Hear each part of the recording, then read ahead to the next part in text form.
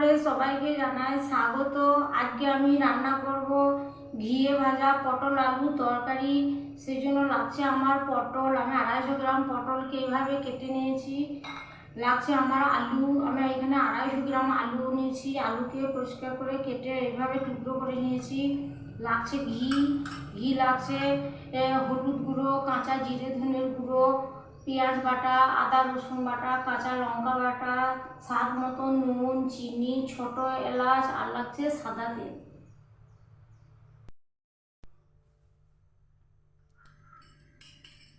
বিসমিল্লাহির রহমানির রহিম। প্রথমে আমি দিলাম 1 চামচ ঘি দিলাম।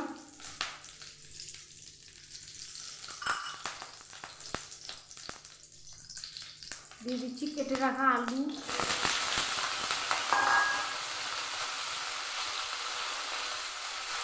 হলুদ,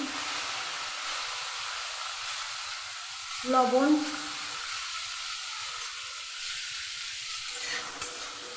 আমি ভালো করে একটু ভেজে নেব হালকাভাবে।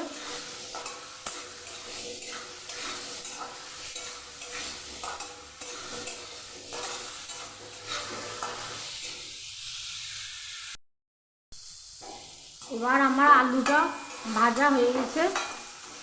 এবার আমি তুলে নেব। আলুটাকে তুলে নিলাম।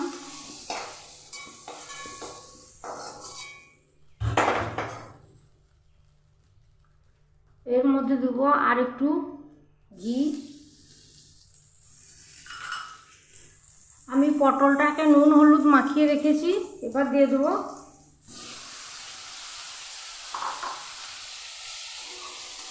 আমি পটলে আগে নুন হলুদ মাখিয়ে নিয়েছি।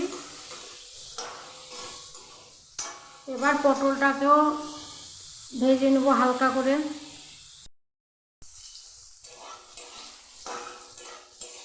আমার পটল ভাজা হয়ে গেছে, এবার আমি তুলে দেবো।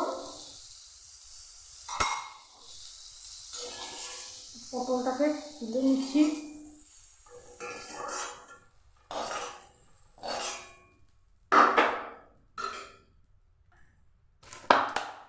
এর মধ্যে দিয়ে দিচ্ছি একটু সামান্য তেল, অল্প 1 চামচ মতো সাদা তেল দিলাম। দিয়ে দিচ্ছি পেঁয়াজ বাটা, দিলাম। 1 চামচ আদা রসুন বাটা,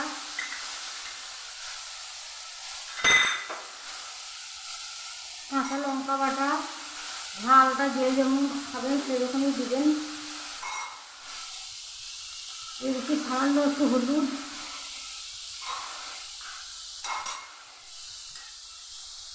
কাঁচা জিরে ধনের গুঁড়ো দিচ্ছি 1 চামচ। ভালোভাবে আমি মশলাটাকে কষিয়ে নেব। আমার মশলাটা ভাজা হয়ে গেছে। এবার দিয়ে দেবো পটল আলু যে ভেজে রেখেছি, তো দিয়ে দিলাম।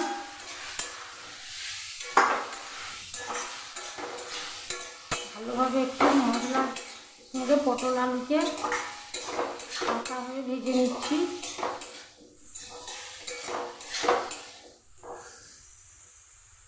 এবার দিয়ে দেবো পরিমাণ মতো জল।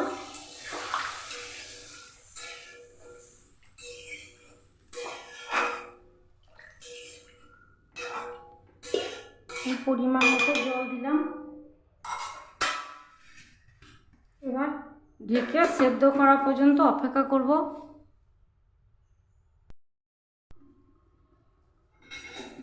এবার আমি খুলে দেখে নেব আমার আলু সেদ্ধ হয়েছে কিনা। আলু পটল, এই যে আমার আলু পটল সেদ্ধ হয়ে গেছে। আমার আলু সেদ্ধ হয়ে গেছে, দেখুন আলুটা আমার সেদ্ধ হয়ে গেছে।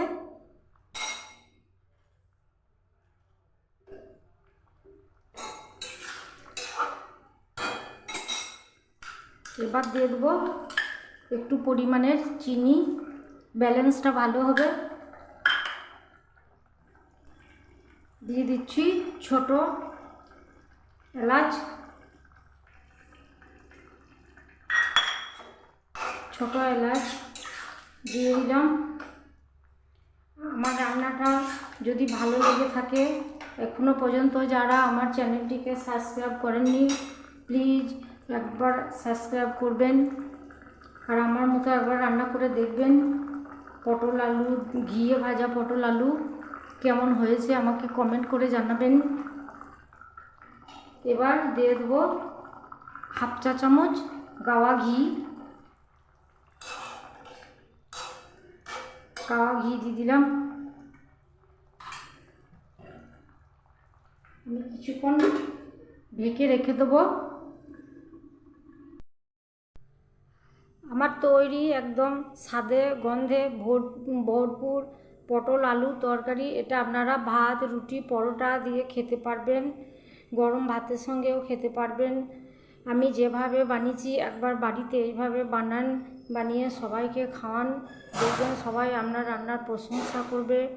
আমার রান্নাটা যদি ভালো লেগে থাকে তাহলে অবশ্যই লাইক, বন্ধুদের মধ্যে বেশি বেশি করে শেয়ার করে দিবেন।